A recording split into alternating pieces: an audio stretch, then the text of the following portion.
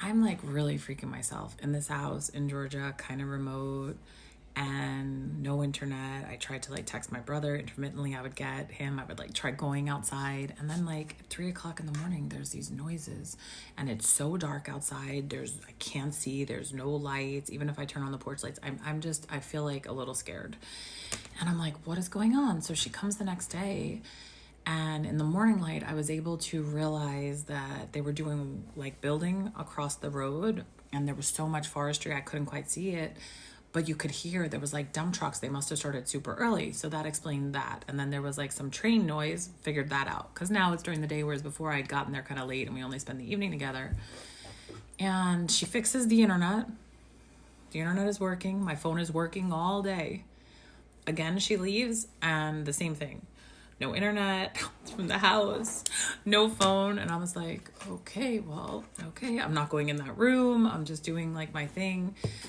And at this point, like there was something that I was like, there's something not right. Like there's something wrong here. And I couldn't quite ascertain. And, I'm not allowed to talk about what we did because I made that agreement and I won't violate it.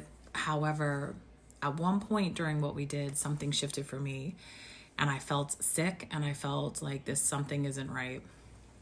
However, I pushed through it. Oh, you're just being crazy. There's like resistance to healing, blah, blah, blah, blah.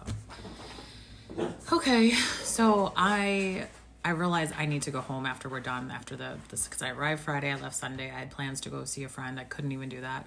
I was like, I feel like if I don't get home, I'm not going to make it home if I don't make it today. I had to drive because I drove there. And, it's a pretty decent drive.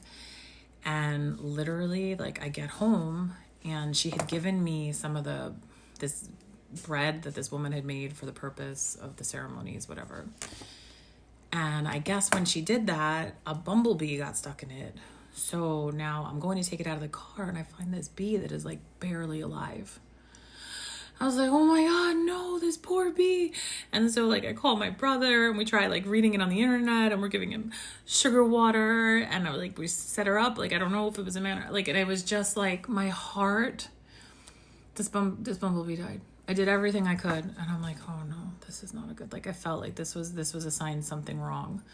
I got so sick and I felt awful. And she's like, oh, you're just clearing. You're just this, you're just that. And I'm like, I don't think so. She manipulated my brain because I was in such a weak state at that point, and she played to all my fears. It was very like traumatizing to have a healer do this to you. So you have to be really careful. And even then, in being careful, sometimes you end up with some people who, just don't do the best thing for you.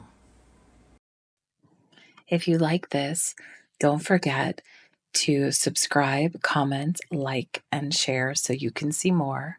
Thank you all. I love you so much.